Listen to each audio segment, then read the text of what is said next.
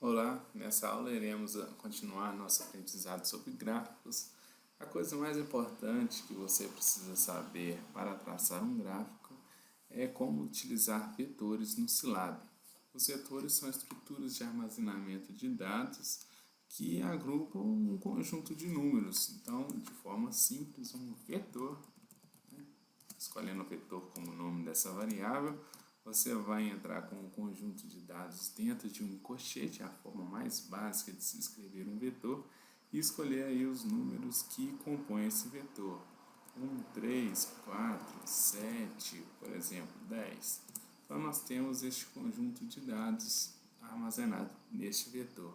Os vetores seguem as regras de vetores de álgebra linear e você tem que tomar cuidado na hora de fazer operações com esse vetor.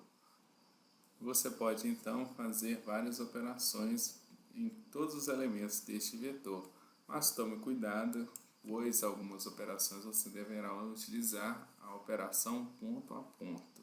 Vamos entender o que é isso. Se eu quiser elevar este vetor ao quadrado, colocar vetor elevado ao quadrado, nós temos cada elemento deste vetor elevado ao quadrado. Então, 1 ao quadrado é 1, 3 ao quadrado 9, 4 ao quadrado 16 e assim por diante.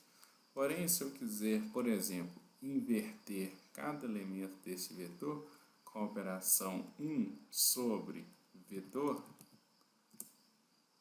eu vou ter um determinado problema. Observem que isso não faz sentido nenhum. O inverso de 1 é 1, o inverso de 3 é 0,33. Então, nós temos que tomar o cuidado de apertar um espaço para ele separar o 1 do operador ponto barra, que é o operador divisão ponto a ponto, ou seja, eu vou dividir ponto a ponto cada elemento desse vetor. E aí sim temos o resultado correto.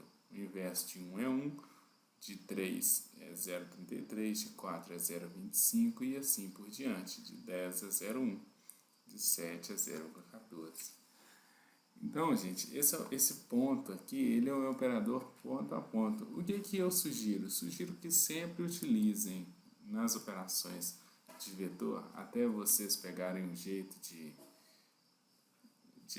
entender qual pode e qual não pode, sempre tome cuidado de utilizar o operador ponto a ponto. Então, vetor elevado ponto a ponto ao quadrado vai dar o mesmo resultado. É mais seguro utilizar o ponto a ponto quando se vai utilizar vetores, principalmente para traçar gráficos.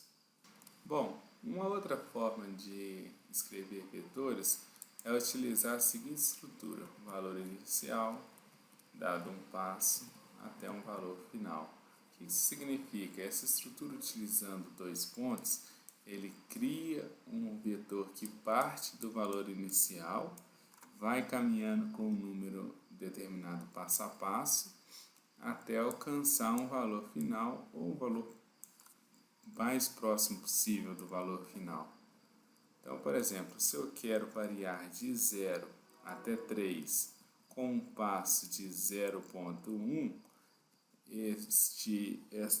essa escrita vai gerar um vetor de 0, variando de 0,1 em 0,1 até alcançar o número 3.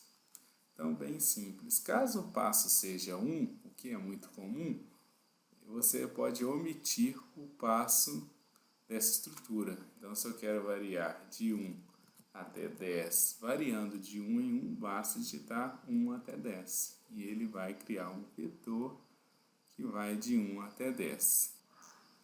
Finalmente, uma última forma de escrever vetores será utilizando a função linspace. Esse linspace significa criar um espaço linear.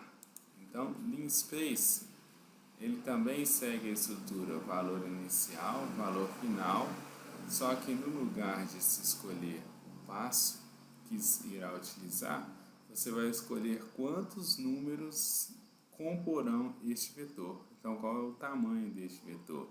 Por exemplo, se eu quero ir de 0 até 3, eu posso escolher escrever um vetor que vai de 0 até 3 com 50 pontos. Então, ele vai espaçar números linearmente espaçados, 50 números, ele vai escolher esses números, né, linearmente, e vai variar de 0 até 3. Então, novamente, por exemplo, de 1 até 10 com 10 pontos, então aparecerão uns 10 pontos. Porém, com 20 pontos, então nós teremos mais números aí compondo essa divisão aí. Então aqui é o 20º número 10, o primeiro número 8 e os demais números estão linearmente espaçados aí. Esse linspace servirá nos nossos gráficos para traçar o domínio em que traçaremos os gráficos. Então vale a dica, será utilizado, importante entender aí como utilizar. Nos próximos vídeos iremos aprender de fato a começar a traçar os nossos gráficos.